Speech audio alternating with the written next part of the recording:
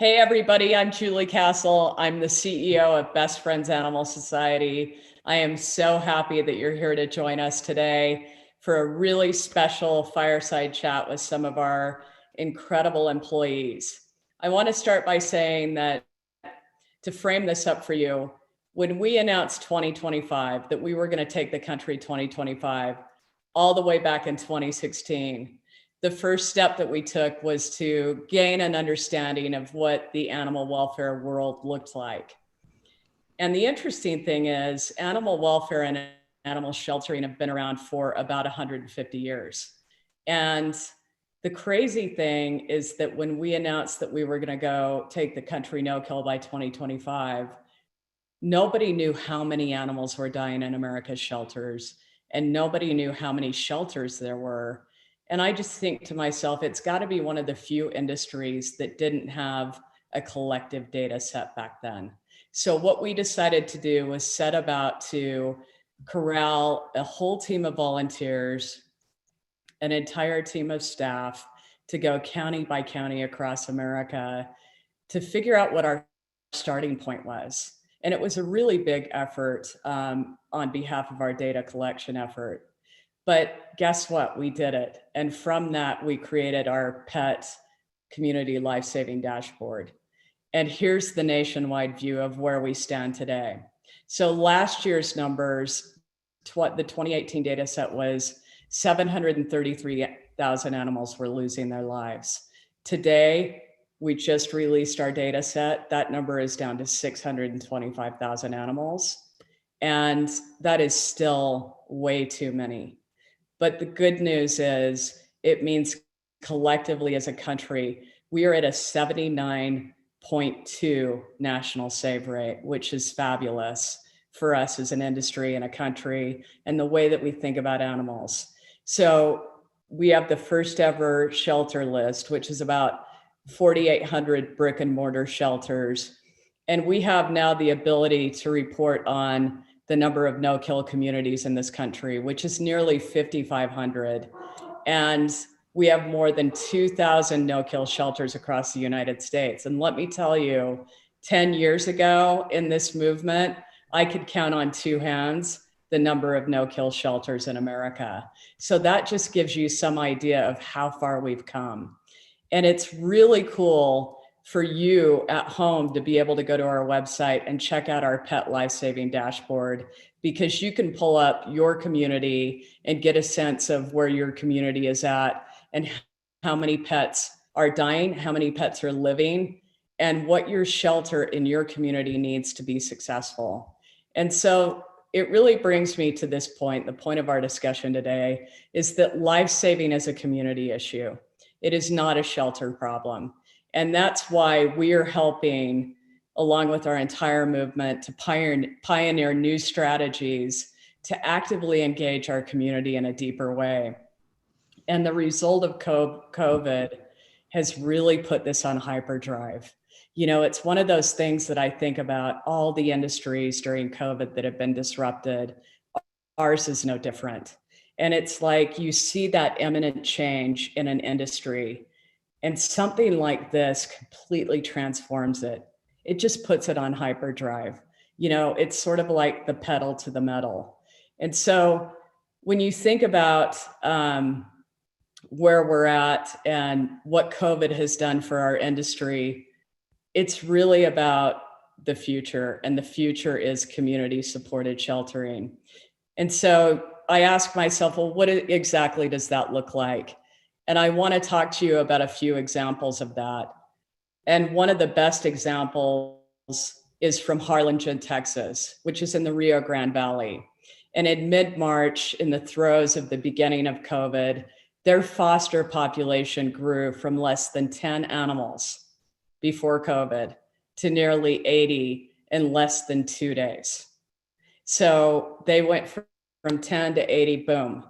And the shelter population went from 87 animals on that day to 0 animals. So they cleared out the entire shelter. They got all of those animals into foster and adoption. And since that week, their population has not surpassed 20 animals.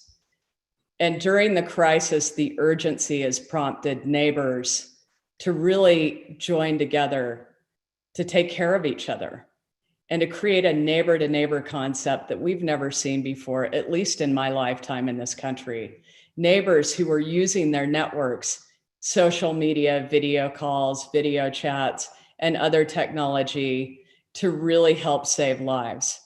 And for example, Fort Bend County, that's another Texas shelter, those guys were offering virtual adoptions, and they were doing tours on Facebook of their shelter and driving animals to homes and foster families for meet and greets. So they were doing sort of the drive-through foster and adoption program. So just a lot of really cool things that we saw. And this really wraps up proactively to providing services to our community, whether it be through foster networks, low-cost spay neuter, other veterinarian care, and supporting technology that helps us rehome animals. We are empowering the community to help support homeless pets. And technology is creating real-time solutions for us right now.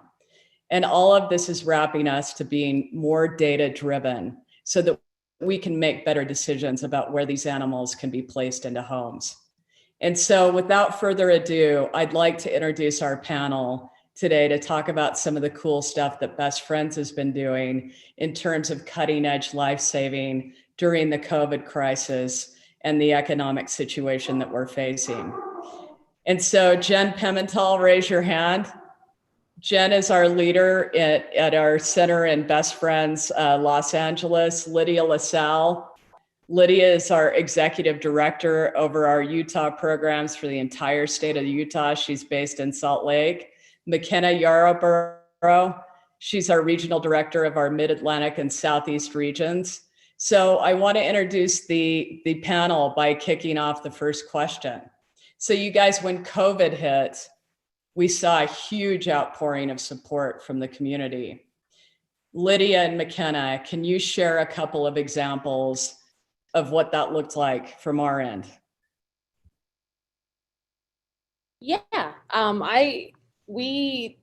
one of the cool things that we were able to do was our community food pantry, which has been really amazing to help our community in a time of need, where we were doing Meals on Wheels. We had about 150 more participants in the food pantry. We were really trying to accommodate people that had either been laid off or lost their job because of COVID, and we were really trying to accommodate that community. So it's been amazing how much our community has been able to support the food pantry.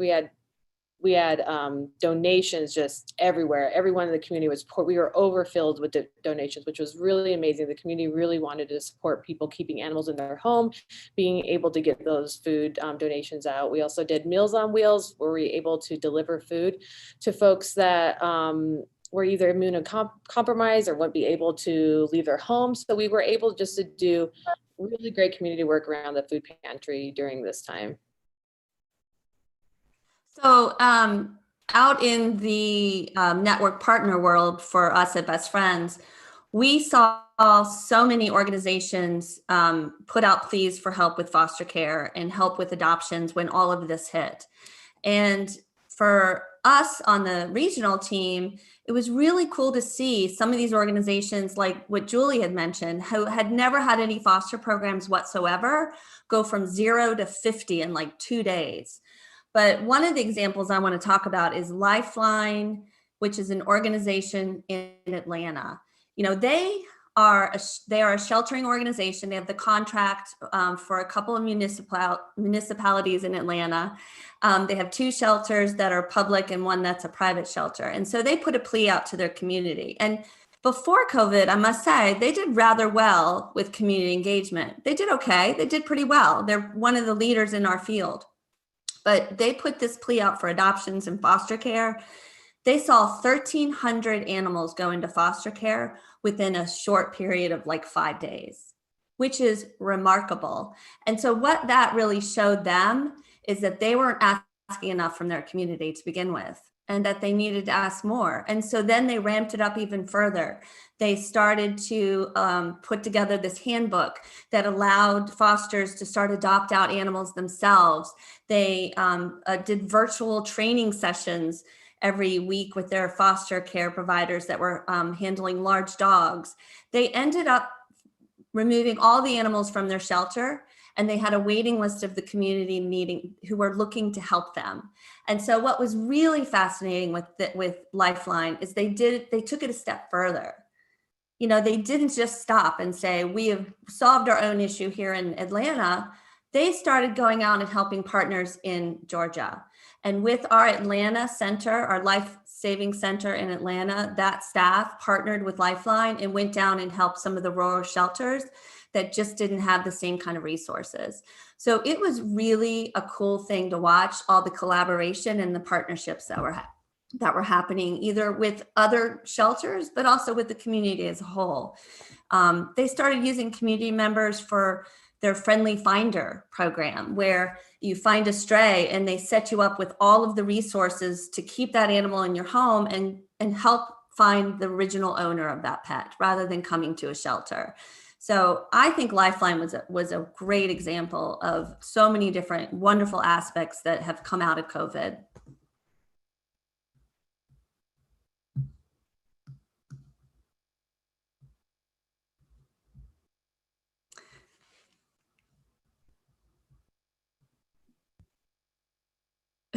Julie is muted. She's trying to unmute herself.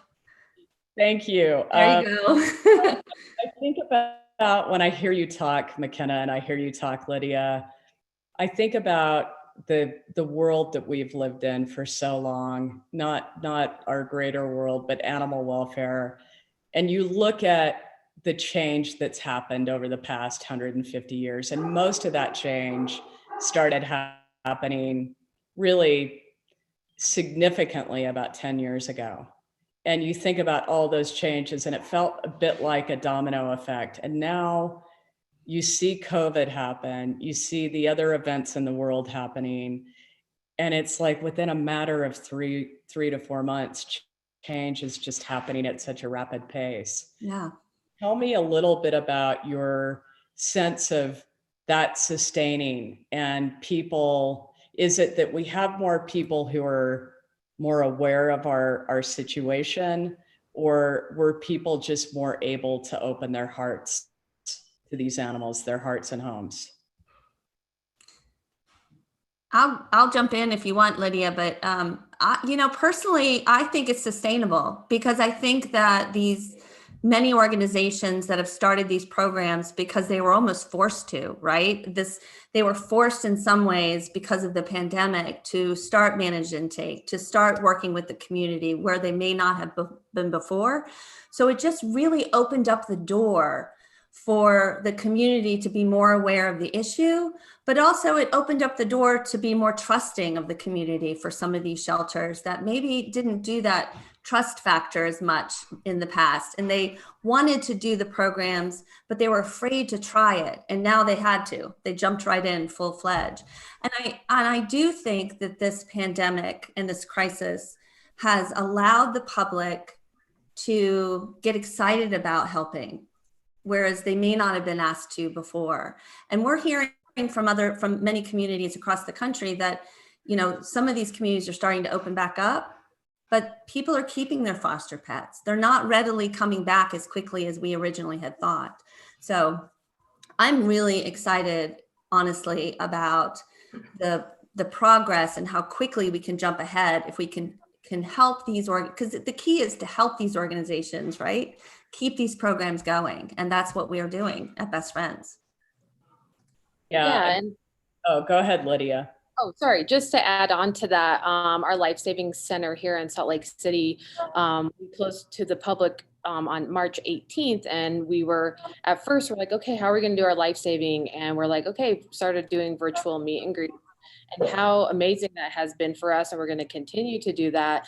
We were able to just reach a larger audience that way. So they didn't have to come into the center. They could be anywhere at any time, really. And we were accessible to them. And it really showed in how many options we did. So from March 18th to now, this year, we did 786 adoptions versus last year at the same exact time, we did 392. So it was like, boom, the community, we were just reaching out in a different way. So that was just really remarkable and something that we're going to continue to do. Yeah, and I think, I mean, when you think about the situation that we're in, necessity is the mother of invention. And that leads to whole new approaches for life-saving, like what you were just describing, Lydia. And Jen, I think Los Angeles also saw that, and it was cool to hear how the team adjusted at our centers in Los Angeles. So share with us a little bit around that. Yeah, absolutely. If you would have told me 6 months ago that we would be processing all of our adoptions via virtual meet and greet, I probably would have laughed in your face and said that it wasn't possible. But here we are. And that is the way that we've been doing adoptions. We've been seeing amazing results, and particularly for those animals that have a higher length of stay. So for those of you guys who don't know what we do in Los Angeles, our intake is about 6,000 animals a year, and about half of those are kittens, and the other half are either behaviorally or medically challenged animals. And so this has really forced us to not only move a majority of our animals into foster, but then also have the opportunity to showcase them in a completely different light. I mean, I don't have to say this, and Julie, you've said this a lot before, is that our shelters are really not conducive to a longer length of stay. How many times have you guys been through a pet adoption center or a shelter and seen dogs jumping up and down and barking, or cats hiding in their kennels? It's just really not conducive to making that perfect match. And so what we've seen in LA is that a lot of our higher length of stay kids have actually found homes because foster families are able to connect directly with adopters. They can wave that wand toy, they can throw the ball, and people can really start to understand, the true personality of these pets. It's been amazing. It's so cool because you think about what you described as the current shelter system and the world that we live in and the world that we work in around shelters. And you think about the way the shelter is set up, it's virtually, that has not changed. The design, it's cleaner, it's nicer, it looks better. But the design that we're seeing today in 2020 doesn't look that much different from a shelter from 1970. It's the same, cinder block, kennels, blah, blah, blah. And when you talk about, sort of some of these changes that we're seeing, it really does support the case of community supported sheltering. And thinking about, the shelter should not be the place where we take pets or pets, and so how do we help the community make that leap, through education and making things easy and convenient for people to take action? Like, what do we say to the person that finds a stray dog on the street? And Jen, why don't you go ahead and talk a little bit about.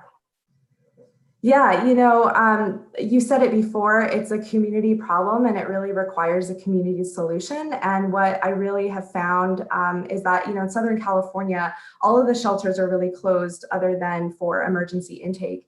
And so people have had to get really creative with how to, what to do if they find kittens, or how to save animals' lives if they're in trouble. And what we find is that if the information is there and you ask people to step up, they will almost always step up. One of the really cool things that we've done in Los Angeles is we've actually started a kitten hotline. Because a lot of these shelters are closed, a lot of people are finding kittens. A lot of you probably know that there's something called kitten season, where there's an explosion of kittens being born anywhere from March through December in Los Angeles sometimes. And so people are finding these kittens and they genuinely don't know what to do. As compassionate people, the first reaction is to save those kittens and pick them up and take them to the shelter. And what we're trying to do is really change that perspective and educate people to say that the shelter should really be the last resort for especially kittens, because they are so vulnerable, require around the clock care, and the shelters just simply don't have the resources right now. So what we've done is we created a hotline. People can call us, email us. They can even, visit social distancing, and we'll give them resources on what to do, how to care for kittens if they're able to care for them. Anything from care to vet care to all the way to adoption. We're really putting, the power in the hands of the community and building the capacity so that they know that the shelters really should be a resource to them. It's been really incredible to see. Yeah, and especially in a city the size of Los Angeles, it's America's second largest city, and you see the support of people really step up to help. And I often equated it to, there's a lot that people can't control right now. Mhm. There's a lot that people almost feel out of control of, but having, this sentient being, this amazing animal that you can actually save and foster because you're working from home. How much of that do you think plays into it? And do you think that we started a trend that's bigger than the fostering trend that we knew before COVID? Yeah, I really do think that we've started a trend, but I also think it's identifying and seeing something that has always kind of been happening behind the scenes. If you look at next door, even pre-COVID, people are finding animals in their communities all of the time, right? And a lot of those animals never end up in shelters. I'll be honest with you. I troll next door. I'm on there all the time, and not a lot of people actually bring up the shelter. They're asking their neighbors for, like, how do I keep this animal out of the shelter? How do I provide the appropriate resources and care? So I do think it's really just the level of transparency and really just building up the momentum and telling people that you can do this and we're here to help you. And that's a big part of the direction that we're going in Best Friends, especially for Los Angeles. Yeah, I mean, I think one of the things that the concept I love to think about is, cutting out the shelter as the middleman and connecting people together to solve that issue of a homeless animal, whether it be, Yeah. somebody is going through cancer treatment and they can't take care of that pet and they want to find it a home, really empowering to rehome that animal on their own rather than really putting an animal at risk, taking it down to the shelter with the potential of it not making it out. So I think oh, sorry, go ahead, Jen. There's just one other thing I wanted to share. What you just said resonates with me so deeply. Before COVID, our foster program was very much, we put an animal into foster, and then by the end of the foster period, it would come back into our shelter, and then we would adopt it. And so now we're actually connecting foster parents with the public, and we're creating these really cool, almost like lifelong friendships, mentorships. And what we found before, we didn't actually want to inconvenience our fosters and, by having them be able to find a home for their foster pet. And what we found is that they actually want to be involved, right? They want to know where their animals go. They want to be able to provide mentorship for the life of the pet. So it's really about changing our own perception and trusting the people to do the work that we want them to do. Yeah, and I just wanted to add to that too, Jen, with our group fosters, it's really awesome. They have their own Facebook group. So we have our fosters where they can actually meet with other adopters. So they have a group where they can connect and talk about their animals. They don't need us, and they're able just to do that adoption together on this group, which is just really amazing to see because we've always been the middle person. So we're taking away those barriers and people are getting so much confidence of adopting out their foster animals. So that's really cool. So I just wanted to add on to that's really exciting. Yeah, and I do think it's sort of a higher level way of thinking about animal welfare, the role that we play in it, but also the public.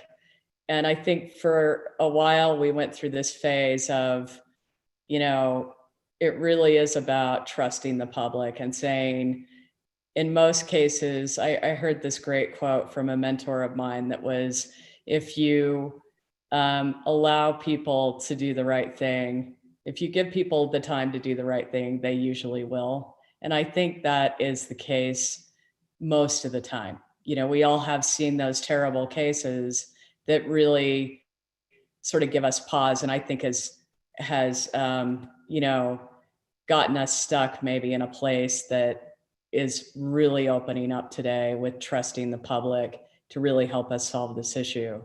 And so, McKenna, you work with a lot of our partner groups all over your part of the country. And I think share with us some stories about what your role specifically and Best Friends' role has been in supporting, this community-based sheltering with our policymakers and our partners. So I'm going to start with the policymakers because there's some really great, cool things that we're doing right now. The first really neat thing we did was we partnered with the National Animal Care and Control Association, and Best Friends and NACA, as they're referred to, created this really cool sheltering policy platform. It's community-based animal sheltering. And what it does is it gives our what we feel is best practices for allowing the community to be more involved in animal sheltering.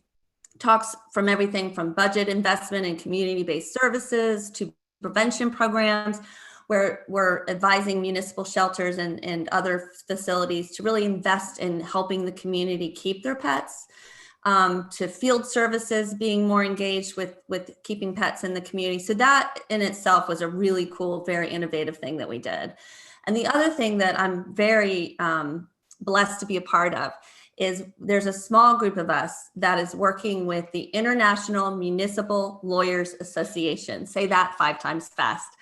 But this wonderful group of attorneys have started to work with us. And these are all attorneys across the nation and the country who are working directly with municipal governments, right?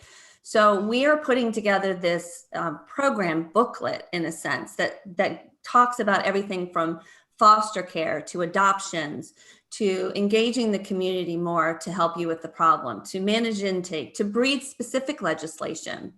So what we're doing with the help of IMLA is to build out this kind of guide. So again, another example of how we're trying to help municipal shelters have a better understanding of how to move forward after this pandemic. But in regards to the work that we're doing to help the shelter environment, right? All of the different partners that we have across the country, our network team has jumped right into action, and we have built up our network partners website with a whole slew of information on how-tos. There's manuals on everything from how to run a socially distanced spay-neuter clinic properly so that you're not infecting your own staff or the public. And we really help support the community when the COVID pandemic happened, because we were hearing all of the problems and the struggles they were having. But I want to talk about one shelter in particular, because it's a personal story for me that I love. And it is the Norfolk Animal Care and Control. So Norfolk is in Virginia, and it is in a very large area of Virginia that has a lot of, unfortunately, there's a number of shelters that are euthanizing at a high rate there. And Norfolk got a new director. And the new director was Michelle Dawson, who used to work with us. And she came on board, and then COVID hit. And she had all these wonderful programs that she wanted to start. And she got thrown, her entire staff got completely thrown into the mix very quickly. And she started to implement the foster program that they'd never had, the virtual adoptions that they never had before. They were an organization that just never really started to really work with the community to help with the problem. She started to empty out the shelter. So she's got an empty shelter now. So what she started to do is she reached out and said, I have time to train the staff. Let's work on managed intake. Let's do training. We did a day-long training with them on managed intake. We have a mentor supporting those programs for them. We are working with them on behavior modification programs, enrichment programs. We are working with them on how to build a more robust volunteer center. And the really cool thing is the end of this month, we're having a town hall with our action volunteers that we know that are in that area. Our supporters are volunteers. We have a city council member coming out to speak. about all the great progress. And the reason we're doing that is because we know there's going to be some pushback in that community for some of these progressive programs to continue, I mean. So we want to set them up for success. So we've done a lot of that with mentoring, training, and then now trying to get the support of the community to really understand how they can help and be a part of it. Our town halls and our podcasts are all great things that we've done to shine and highlight those bright spots across the country, right? We want to highlight the great work that we're doing so they can be an example to others. Yeah, I mean, talk about making lemonade out of lemons. I think Right. we would have been in that position during this crisis. And I'm seeing in the chat box that we have some really great questions from our audience. So I want to toss these out to you guys.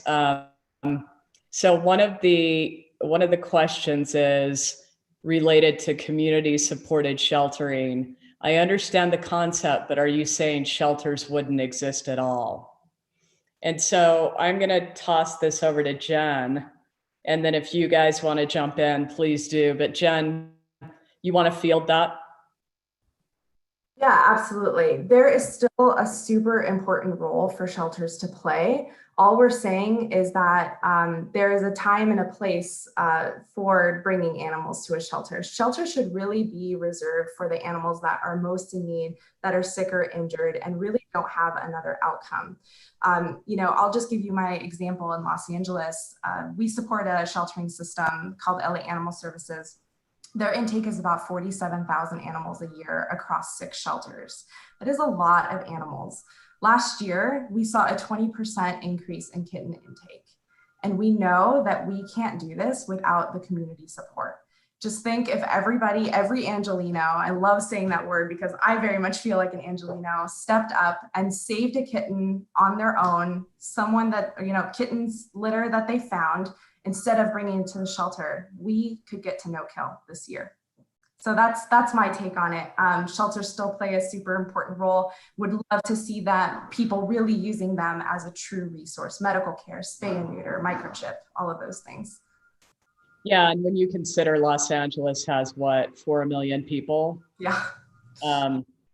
It is true. And the thing about the shelter, when you think about how many animals are dying in America's shelters, it's 625,000. Mm-hmm. We know that 2/3 of Americans have a pet, or 2/3 of families have pets. That's a lot of people. That's a lot of animals out there in the animal welfare ecosystem that never interact with the shelter. And so it just really plays to the fact that if we do engage the public in a more successful way, bring more people into the fold, we really can solve this. And I think, McKenna, you mentioned the 2025 action team. Why don't you talk to our viewers about what that is exactly and why we have that and how they can get involved? So our 2025 action team are people who have signed up to be a part of our 2025 movement to help in the communities in which they're based. So a great example I gave was Norfolk. So we're going to call together all the people that signed up to be on that action team. And we are going to ask them to grow that action team. We're going to ask them to send out letters to the mayor or to city council saying how supportive they are to the changes that we're wanting to see happen in Norfolk. We're doing something very similar in Tampa Bay, where a shelter is getting some pushback from local rescue organizations. So we're going to rally the troops, so to speak, right? Get people in the neighborhoods, helping other neighbors, but also helping the organizations that need our support and need to hear a larger voice to say, we're here for you, we hear what you need, and how can we help? And that can come in many different ways. But it's a really cool thing to see as many people that have signed up. And I just want to make quick mention. I do think there's always going to be some need for a shelter. I think what I would love to see is it shifting to a place where it's only helping those animals that are in real need, either they themselves are possibly going to be harmed, or they could cause harm to the community as a whole, but that the greater purpose is to shift the help of those animals that can be so easily helped and adopted back to the community center. So sorry to tag on to the other one. But. It's a great add-on, and it's so concise. And I think, just to avoid the confusion, I think it's a really great point. It's a point that was worth making. And so, Lydia, I'm going to toss this one over to you, and it's about fostering. And during the whole COVID situation, the data that we have tells us that there was an increase of 43% in fostering, which is phenomenal. And there's somebody that's asked a question that goes a little bit like this. I tried to foster, but there were no animals available near me. While I was a little disappointed, it was great so many animals were able to be in homes. How do you make sure people continue to help, especially with people going back to work and getting back to their busy lives? So that's two parts. Couldn't find animals to foster, which is a fancy problem, as I like to call it, but one that we can fix, likely. And then the second one is, what happens when people go back to work? Are they going to turn their animals in, or are we going to lose this ground that we've seen, that we've made? Yeah, definitely. Those statistics have very much panned out for us. On a side note of foster homes, we put in 1,386 animals into foster during this time, and the previous year was 621. So we more than doubled the amount of animals in our foster care.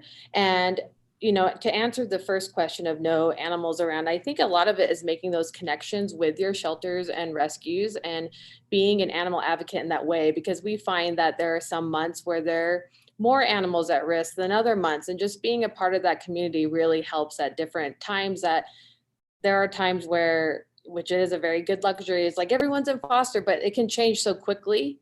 And being able to be on the pulse of what's going on in your community is really important. And as far as people going back to work, what we experience is that when people got into foster, they loved it. They wanted to stay involved, and they're like, okay, when can I foster again? Or they were going into their own communities, into their own shelters and rescues to ask. So I think a lot of it is educating, talking about the issues that are going on. And once you explain to people, they're like, wow, I can really help this much with fostering. So it becomes a part of their world. It becomes a part of their family life. Like, when's our next foster? When can I help next? And that's what we really saw. We have so many people that wanted to keep fostering. So we didn't see a bunch of people like, hey, here, take all the animals back. They were really thinking of ways they could help in the future and to continue the progress that we've been making. And I will say, honestly, there is nothing more rewarding than having a foster pet, because you know that you've been a key part in saving that animal's life. Because if you hadn't have stepped in, that animal could have perished.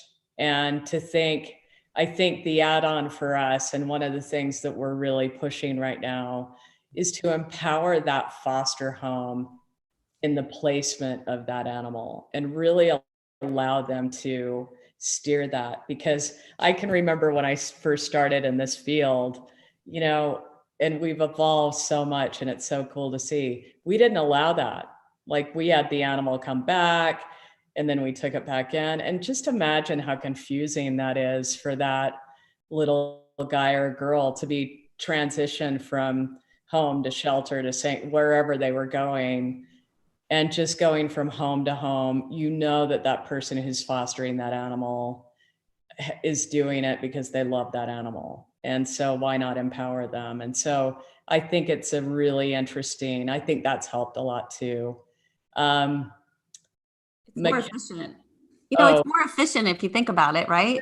So much more efficient, totally. So I think this is a really high level question. I love it.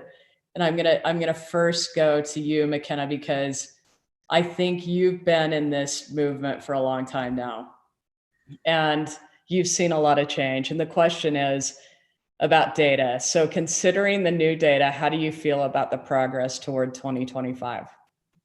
I am so excited. I cannot even tell you. So the fact that we saw such a high reduction in shelter killing in our regional work that we do, we can look at a shelter and say 2,400 animals left alive because of some of the programming that we did.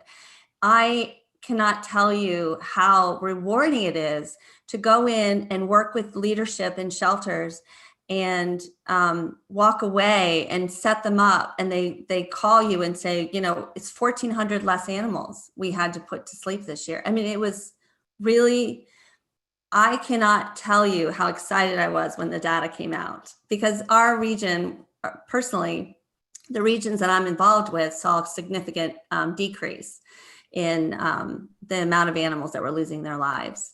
So it was really exciting. And I feel good about it. I feel like we're on mark to get there. And I have to say that what we're witnessing this year, with all of the shifts in the programs that are unlike anything we've witnessed at one time, I think it's going to have significant impacts in the data next year. I'm really excited about it. I agree. And I think about Lydia, who, you know, Lydia's one of those true success stories in any organization. You know, you started out as a frontline employee. I mean, just to shorthand it, you started in the mailroom, and now you're the executive director over the entire state of Utah for Best Friends outreach programming. And I think about you and your role, and you help over 54 shelters in Utah, which is a lot of shelters. That's a lot of relationships. And you've seen so much change and progress. Tell me what you think about, like, what are you doing right now to get Utah over that finish line to no kill?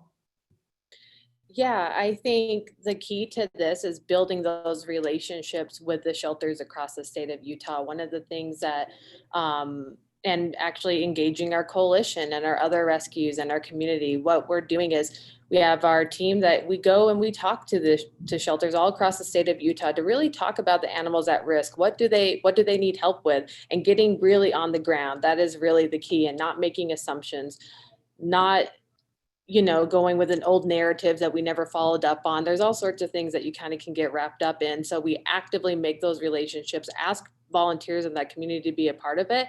And that's what we do, is keep our eyes on the prize that way, especially with statistics. Like we were talking with the dashboard, that we keep those statistics all the time. And it's just having those doors open where they know they can come to us and say, hey, I'm having an issue right now in this month. And we're all right, let's see what the community can do. What can our partners do? And I think that has been the biggest key, is this communication and working together and basically collaborating every time you hit a problem. Yeah. And Jen, I think you're in an interesting seat, because you're in a community, Los Angeles, that when we first started working there, we've been there for a long time.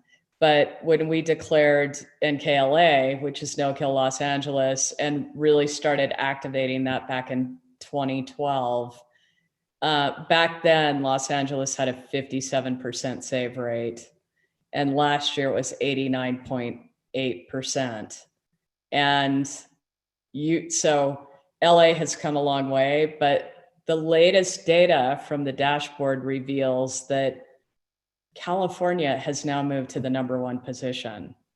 And you're right in the heart of where a lot of those deaths are, which is Southern California, which kind of blows people's minds a little bit. Talk to us about you know, what that picture looks like, what it looks like from a national perspective, a Best Friends perspective, and some of the strategies that we're thinking about as we move toward 2025. Yeah, you know, I've been in LA, or at least working for Best Friends for the last couple of years. And even in the span of 2 years, things have changed pretty drastically. You know, shelter leadership changes, our coalition partners change, and it grows. The community support grows. You know, for us, we know that the life-saving gap is for cats and kittens. And so that is really what we're focusing a lot of our efforts on. things like, I talked about the hotline. That is going to be really key in helping to keep kittens out of the shelter and having people step up to save kittens. It's about our shelters partners telling us what they need us to do. In a lot of, maybe some of you on the call have been with us for some time, but in 2012 through probably 2015, we were transporting a lot of small, unique looking dogs out of LA to the Pacific Northwest, really anywhere else that, we could get them adopted because they were still dying in shelters. And now we actually don't see very many small dogs. It's honestly a miracle if we get 3 small dogs in a week at any of our facilities. And so I think a lot of that is really adapting to what the shelter needs are. And the shelter needs right now, and the data is telling us that's really around cats and kittens. So it's pushing a lot of more animals into foster so that we can expand our capacity. It's, again, the hotline. It's, really rallying around our action team members to be the voice and educate the public and, do a lot of other really cool stuff on the advocacy and legislative side so that we can hit that goal of 90%. Yeah, it's really inspiring to see how that shifted so quickly. And like I said earlier, a lot of the change we've seen happen in 10 years. And, opening up this conversation, literally, I think there were 6 no-kill communities 10 or 11 years ago. It just wasn't very many. And you think about now, there are over 5,500 no-kill communities and over 2,000 no-kill shelters. And the progress has been tremendous. And I think COVID is just pushing that further faster. And so this is a good segue question. It's about technology. And I'm going to open this up to the group. Technology, I am always fascinated by how technology can help different industries. Some may think it's strange that technology can help with saving animals. Can you give a couple of examples of how technology has helped during COVID and will continue to help with community sheltering?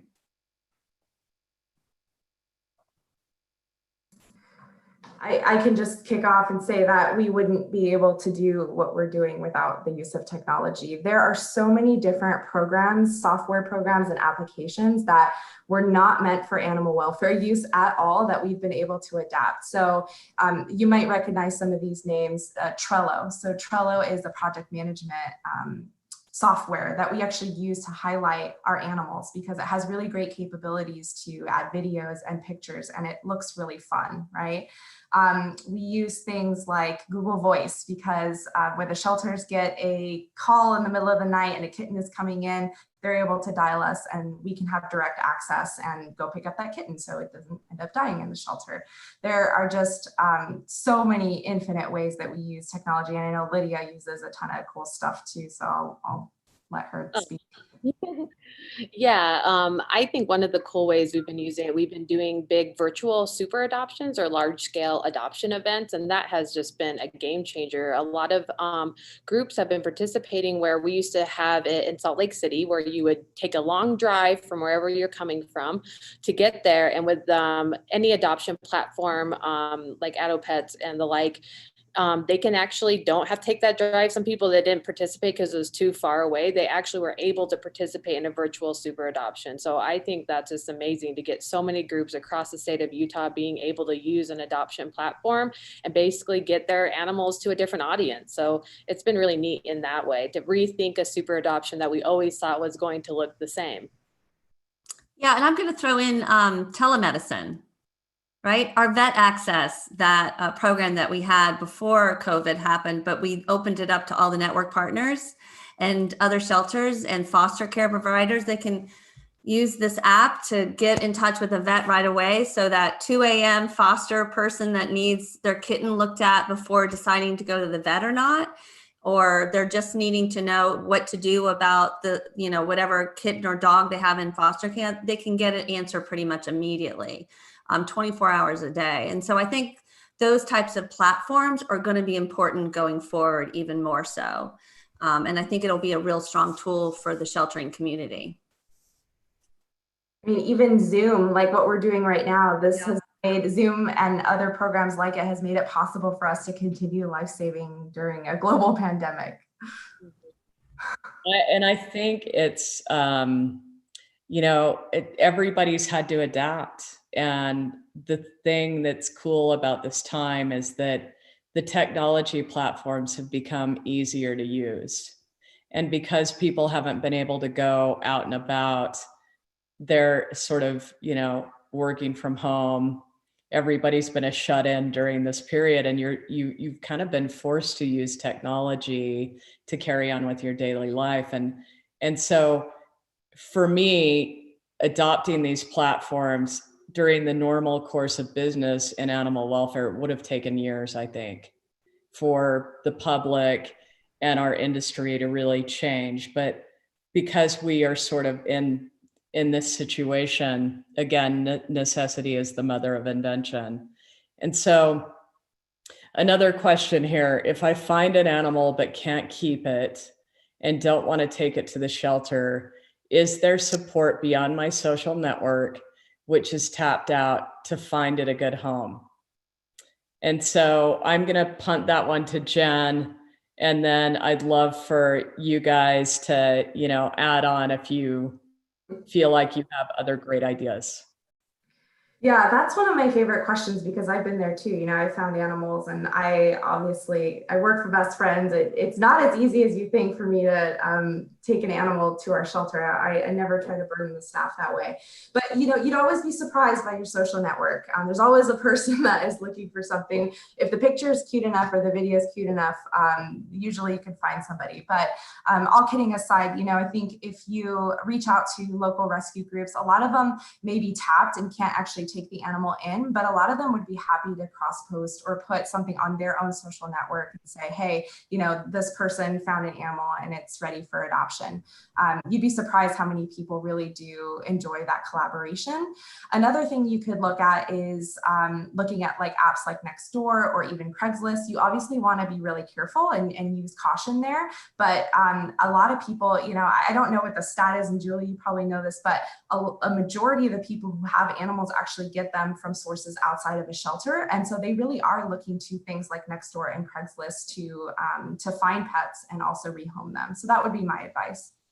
There's also Adopt a Pet. Have we mentioned Adopt a Pet yet? So they have a service where you can go on and it's almost like a rehoming service is what it is. And so you put the animal up there and it goes out to anybody who has access to that program. And it's a very well used program. Yeah, absolutely. All right, you guys, we have time for one final question.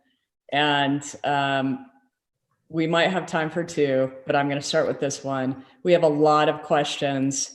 Thank you, everyone, for being so engaged. So this question is about food pantries. And Lydia, I'm going to punt this one to you. Food pantry best practices. There's been a lot of interest shared by volunteers about a food pantry in Atlanta. Can you share best practices about supporting those in need? And Lydia, you run a really successful one up in Salt Lake and support others in that area. So talk to us about what success looks like. I think a big part of our success is that it is a community-based program, meaning we reach out to the community and we talk about the food that we need and what our mission is. And you see a lot of people that want to help that way.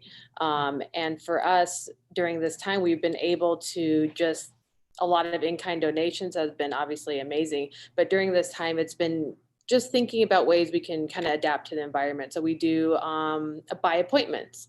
For the food pantry to avoid crowds, right? Or the Meals on Wheels, like I was talking about, so you can avoid groups and those type of things. And just being able to get volunteers to run, I think is amazing because it's community run. That's what we try to do. And we try to have basically applications. So just try to have some organization around it, right? Because there's a lot of need. So we try to prioritize based on different things. So that's the biggest thing that we've really done is just told the community how effective it is. And you would be amazed how many people want to help their neighbors and other people in their community. So we really haven't had any problem trying to get donations. But yeah, I would really say is just getting a little organization around that to really support the need, because you'll find that there's a big need. So Lydia, during this time, with something like 44 million Americans being out of work, unemployed. Are you seeing those numbers go up? And what's your prediction a month from now, 2 months from now? Like, what are we looking at? What's that landscape look like? Yeah, we have definitely seen an increase. Usually the food pantry, when we first thought of it, was really thinking about individuals that were in emergency situations, that type of thing, and or maybe out of work for 1 month type of a thing. So what we're seeing now is, as you're indicating, a long-term unemployment and all sorts of things. So I think it's just going to be a growing need. And it's one of those things that we hear, like when people thank us, I didn't know what I was going to do. I didn't have food for my animal, and you guys were here for me during this so I could keep my animal. So it's a big part of that. And I think we will see that need grow, just because, like you said, so many Americans are unemployed. And what I find, though, there's a lot of people that want to help that are able to. So connecting those two, I think, is really a valuable thing for the animals and to keep animals in homes. Yeah, I mean, that's what it's all about. This is sort of an intervention program, and it's going to be, I think, more and more critical as we see the economy develop over the next 2, 3, 4 months, because I think a lot of people are having a hard time predicting what's around the corner. Obviously, we all are. And I really just want to say, that today has been about how Best Friends is working within our movement to make sure that these changes are lasting. And after getting our data set the other day, about half of these animal deaths that we're facing, the 625,000, happen in 5 states. And those states are California, Texas, Florida, North Carolina, and now Louisiana. Georgia used to be in the top 5, but they have dropped out of the top 5 because they're doing incredibly well. But with the rise of neighbor to neighbor fostering and adoption networks and a future where no healthy animal is killed, I mean, this is really within our reach, and you can feel it when you hear these stories, when you see all of this in action, you see the community come together. And I think about it like, the truth is the animal sheltering was long overdue for a transformation. And for 150 years, it was common practice to round dogs up and kill them in mass. And in 1877, the New York Times reported that 762 animals were taken to the East River, put in a cage, and dunked in the East River. That is how we used to dispose of homeless pets. And around about that time, animal welfare groups formed, and they started helping save animals. They were keeping animals in shelters, and these groups treated the animals with more respect. But the truth is that killing became an acceptable method of population control. And that's kind of what we're talking about right now. That is the system that we've inherited. And it has remained sort of a central piece of that for decades, until probably 20 years ago. But the COVID crisis, it really doesn't offer much in terms of silver linings. But our generation that's alive today, all of the generations that are alive today, we are being given a beautiful opportunity to really create lasting change, to rebuild these systems and remake them, to really practice kindness at its highest form. And that is what we're doing right now. That is what community-based sheltering is about. And it is also helping us get to 2025. And you think about everybody that's on this call, all of the employees and volunteers of Best Friends, we have an opportunity to really make true, lasting societal change. And I feel like we should recognize that this is our moment at a second chance, because this is our moment to choose kindness. This is about taking better care of ourselves, better care of our neighbors, better care of our animals, better care of our earth. It is the right place to start. And I think it really is a restart button. And it really is our time to shine and really make incredible, lasting change. And so for everybody that's listening, your support is absolutely critical. It is critical to lasting change. And here's what you can do. You can sign up to be part of our action team, which McKenna talked about. It's on our website. You just check out bestfriends.org. You can also hop on our dashboard and go to your community to find out what's happening in your local community or in your state, and how to get involved and become involved in your animal welfare community. And please be supportive of progressive programming in your community, because right now, everybody that works in this field needs as much support as they can get. So I want to thank you guys for being with us today. I want to thank you for your support. It's so incredibly meaningful. And I want to thank our panelists, McKenna, Lydia, and Jen. You guys are amazing. You inspire me every day. You are true leaders in the field. And thank you for just being. You're terrific. All right, you guys, we'll see you later.